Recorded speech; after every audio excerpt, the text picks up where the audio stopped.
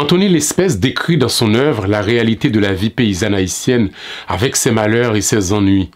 Dans son roman Les semences de la colère, il dépeint dans des scènes saisissantes l'impitoyable affrontement de l'homme avec la terre pour lui arracher sa nourriture dont dépend sa survie. Un texte qui frappe en plein cœur.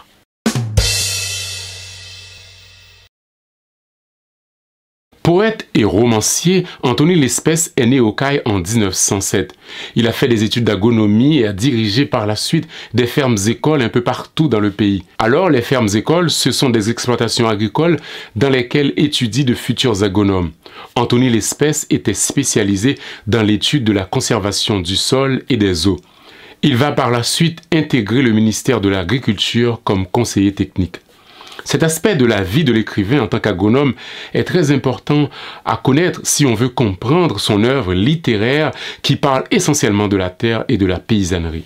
Anthony Lespès n'était pas seulement écrivain et agronome, c'était aussi un homme très engagé.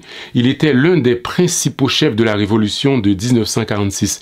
Vous savez, ce mouvement qui a mis fin au pouvoir autoritaire de Lescaut et à la mainmise du pouvoir par les mulâtres au détriment de la majorité noire.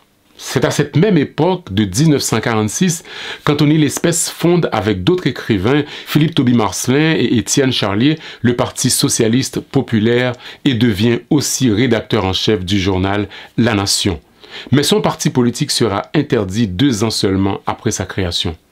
Sous la dictature de Duvalier, il s'exile en Jamaïque avant de revenir au pays en 1975 où il sera emprisonné. Il meurt à Port-au-Prince en 1978. Pendant qu'il était au ministère de l'Agriculture, Anthony Lespès était chargé de la gestion d'une ferme expérimentale à Biligui. Pour ceux qui se demandent ce que c'est Biligui, il s'agit d'une localité en Haïti située dans le département du Centre.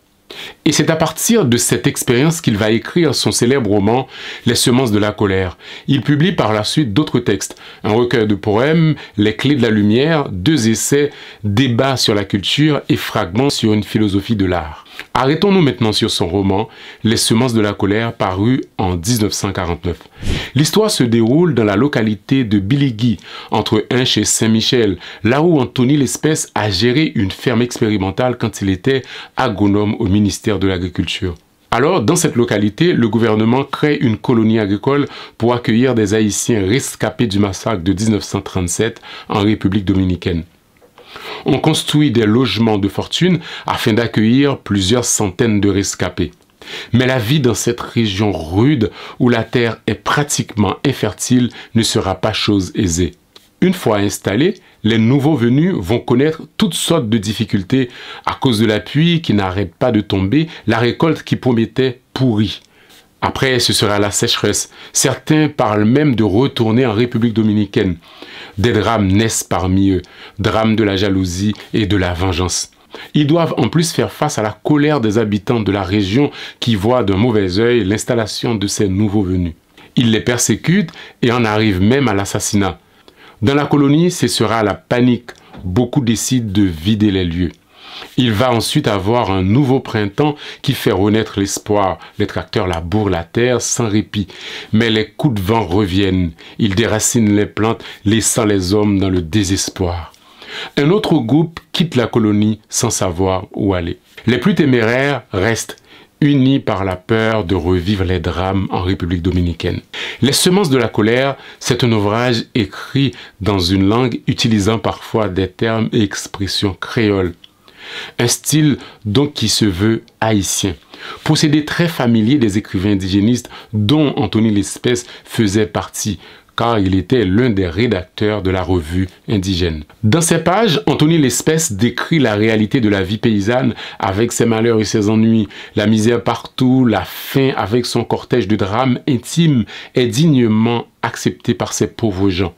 Les semences de la colère est un livre ancré dans le réel qui aborde à la fois la vie paysanne, la fraternité et l'organisation du travail collectif de la terre.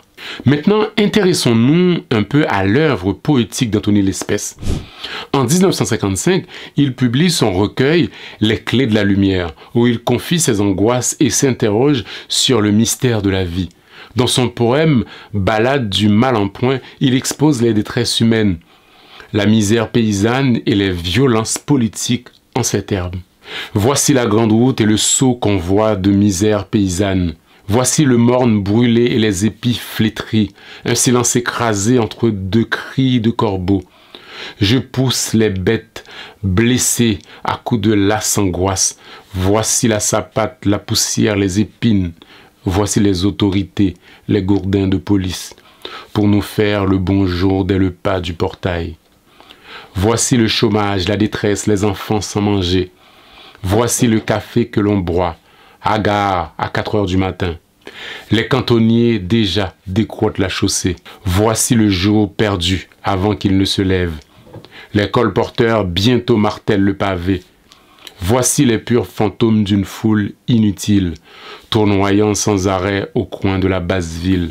L'espèce était aussi un poète de l'espoir et de la joie.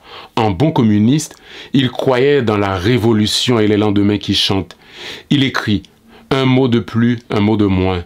Ça ne fait rien à l'affaire. Les jours passent, notre victoire s'annonce. On fait bien ce qu'on peut, au mieux de sa conscience. » Et quand on lui demande de définir le communisme, il botte en touche avec ses très beaux vers. « Je n'ai donc su, ami, par quel bout commencer. Tu posais des questions. C'est quoi le communisme? Vrai. Je n'ai su que répondre. Il ventait sous nos pas, et le chemin des hommes était assez profond. Est-ce qu'on peut en un mot définir toute la vie? Qu'est-ce que c'est que le bleu? Qu'est-ce que c'est que le rouge? L'air, l'azur, l'élan, la flamme, la peine, l'amour. Qu'est-ce que c'est que l'humain? Qu'est-ce que c'est que la vie? Est-ce qu'on peut en un mot définir toute la vie? C'est une preuve d'élégance, cette manière qui consiste à ne pas répondre à une question de manière catégorique, mais d'en soulever d'autres. Il y a tant de force et de réalisme dans l'œuvre d'Anthony Lespès qu'on vibre en la parcourant. C'est une œuvre enracinée dans la terre, à découvrir de toute urgence.